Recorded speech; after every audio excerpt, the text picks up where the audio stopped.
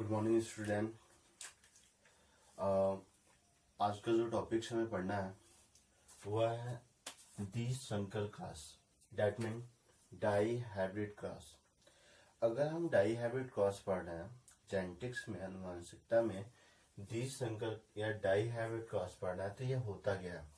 तो अगर हम डाई हाइब्रिड क्रॉस को देखते हैं तो देखिए, जब दो जोड़ी विपरीत लक्षण यानी कि कंट्रास्टिंग कैरेक्टर्स के बीच या कंट्रास्टिंग कैरेक्टर्स को ध्यान में रख के उनके बीच क्रॉस कराई जाती है तो उस क्रॉस को द्विसंकर क्रॉस कहते हैं।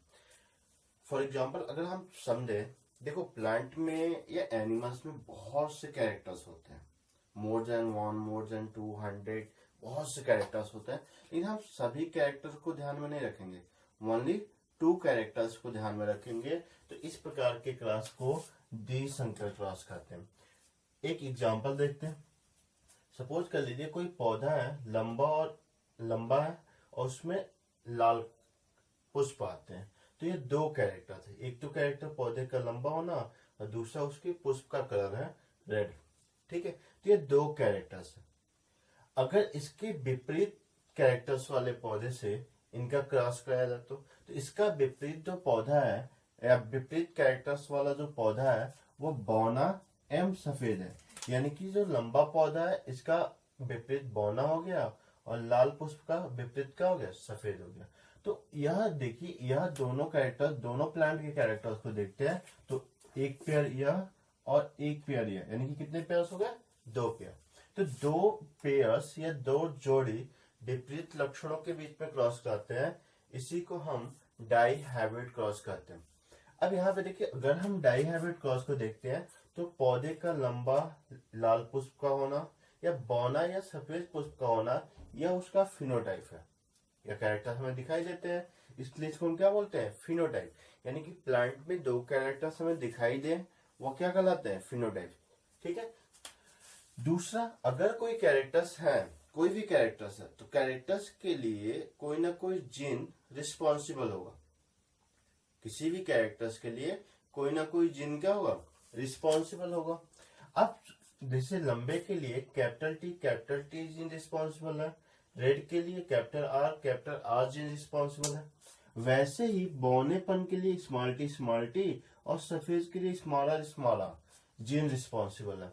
तो यह जो आपको दिख रहा है ना, दैट इज द जीनोटाइप, इसे हम कहते हैं जीनोटाइप।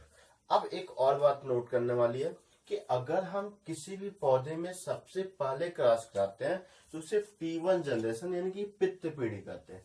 और पित्त पीढ़ी में क्रॉस करने वाले सभी प्लांट अपने अपने कैरेक्टर्स के लिए प्योर होते हैं, शुद्ध होते हैं, यानी कि उसमें जो जीन होगा वह होमोजाइगस कंडीशन में होगा।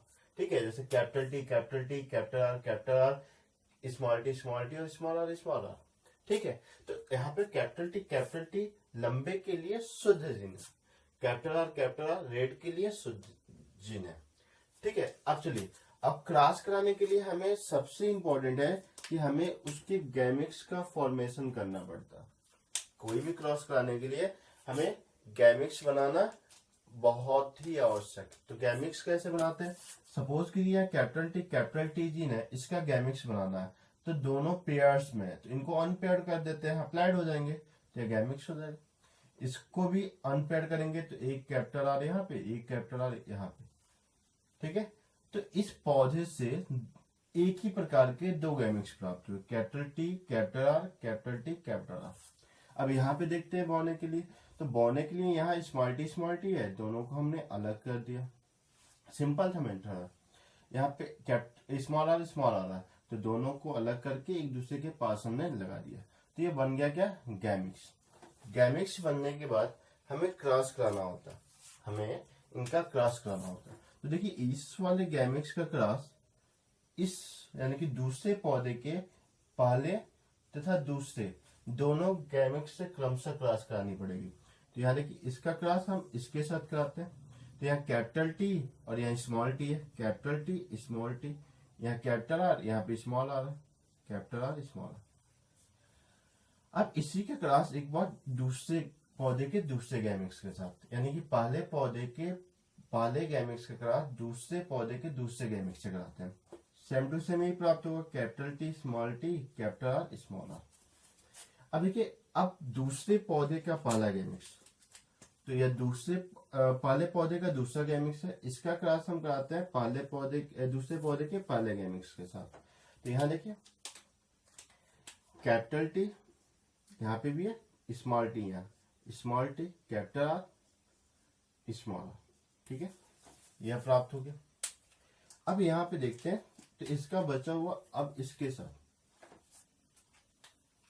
तो यहाँ देखिए क्या होगा, capital T small T capital R small R. तो that is the F1 generation, first progeny या प्रथम पुत्री पीढ़ी। तो यह फर्स्ट जनरेशन या F1 जनरेशन हमें क्या हो गया, प्राप्त हो गया। अब F1 जनरेशन में जो पौधे प्राप्त हुए हैं, ये पौधे होंगे कैसे, तो कैपिटल टी है, जाहिर सी बात है लंबा होगा, और कैपिटल आर है तो पुष्प कैसे होंगे, लाल होंगे। यह पौधे प्राप्त हुए, और हमें यहाँ पे 4 पौधे प्राप्त हुए। अब इन 4 पौधों में से हम 2 पौधों को सिलेक्ट कर लेंगे। किन्हीं 2 पौधों को हम सिलेक्ट करते हैं, और सिलेक्ट करने के बाद इनके बीच में सेल्फ क्रॉस कराते हैं, इनके बीच में क्रॉस कराते हैं। क्योंकि दोनों F1 जनरेशन के पौधे हैं, इसलिए इसको सेल्फ क्रॉस करते हैं। अब सेल्फ क्रॉस करने के लिए हमें गैमिक्स बनाना पड़ेगा, सेल्फ क्रॉस करने के लिए हमें गैमिक्स बनाना पड़ेगा। यानी कि F1 जनरेशन के दोनों पौधों के बीच में जब हम सेल्फ क्रॉस कराएंगे, तो इसके लिए हमें क्या बनाना पड़ेगा, गैमिक्स। लेकिन यहाँ इंपॉर्टेंट है, यहाँ देखिए कि यह जो यहाँ पे जीनोटाइप है इसका, वो क्या है, कैपिटल टी है स्मॉल टी है, कैपिटल आर है स्मॉल आर है। तो इसको हम अलग अलग ऐसे लाके ऐसे नहीं रखेंगे, क्योंकि यहाँ पे 2 था और 2 इसका था, लेकिन यहाँ पे 4 एक ही साथ है।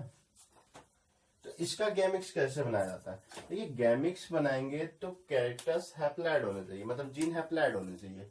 तो यहाँ पे अगर हम देखें, तो यह वाला कैपिटल टी एक बार क्रॉस करेगा कैपिटल आर के साथ, तो कैपिटल टी कैपिटल आर। फिर यही कैपिटल टी एक बार और क्रॉस करेगा स्मॉल आर के साथ, तो कैपिटल टी स्मॉल आर। यह दोनों जीन अलग अलग है, इसलिए हैप्लॉइड है, अनपेयर्ड है। ध्यान दीजिएगा कि ये दोनों एक साथ है, तो इसको पेयर डिप्लॉइड नहीं कर सकते हो। दूसरी तरफ अगर हम देखें, तो यहाँ देखिए स्मॉल टी वाला बचा हुआ, तो स्मॉल टी वाला एक बार क्रॉस करेगा कैपिटल आर से, स्मॉल टी कैपिटल आर, और दूसरी बार स्मॉल टी स्मॉल आर से, स्मॉल टी स्मॉल आर। तो ये 4 प्रकार के हमें गैमिक्स प्राप्त हो गए। ध्यान दीजिएगा, कभी भी गैमिक्स पेयर्ड और अनपेयर्ड में कब होते हैं, जब कैपिटल टी सपोज करते हैं कैपिटल टी जीन है, तो यह पेयरिंग में, ठीक है, स्मॉल टी है पेयरिंग में, लेकिन अब कैपिटल आर है पेयरिंग में, स्मॉल आर है पेयरिंग में, लेकिन कैपिटल आर अनपेयर्ड है, ये एक जैसे नहीं है ना। तो यह पेयरिंग में नहीं है, यह अलग जीन है और यह अलग जीन है, और दोनों जीन अपने अपने कैरेक्टर्स के लिए क्या है, हैप्लॉइड है, ठीक है। तो यहाँ पे इस बात का ध्यान रखेंगे। अब यहाँ पे देखिए, तो यहाँ पे हमें 4 प्रकार के गैमिक्स क्या हो गए, प्राप्त हो गए। सभी को लिख लेते हैं, capital T capital R, capital T small R, small T capital R, और स्मॉल टी स्मॉल आर।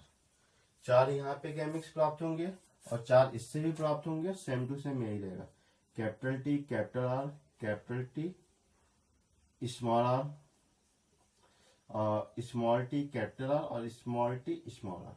तो 4 प्रकार के गैमिक्स प्राप्त हो। पहले हमें जब F1 जनरेशन के लिए क्रॉस कराते थे 2 ही गैमिक्स प्राप्त होते थे, लेकिन यहाँ पे ध्यान दीजिए, यहाँ 4 गैमिक्स प्राप्त हुए, ठीक है। अब 4 गैमिक्स प्राप्त हुए हैं, तो यहाँ पे जो एक गैमिक्स है, यह जो गैमिक्स है, यह इन चारों से अलग अलग क्रॉस करेगा।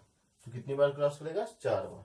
तो ये 4 है, तो 4 चौक के 16 बार क्रॉसिंग होगी, और 16 बार हम एरो बनाएंगे, यह मुश्किल है, ठीक है। तो इसके लिए हम एक वैज्ञानिक है पुनेट, तो पुनेट नामक वैज्ञानिक के चकर बोर्ड का उपयोग करते हैं। अब देखते हैं पुनेट के चेकर बोर्ड कैसे होते हैं।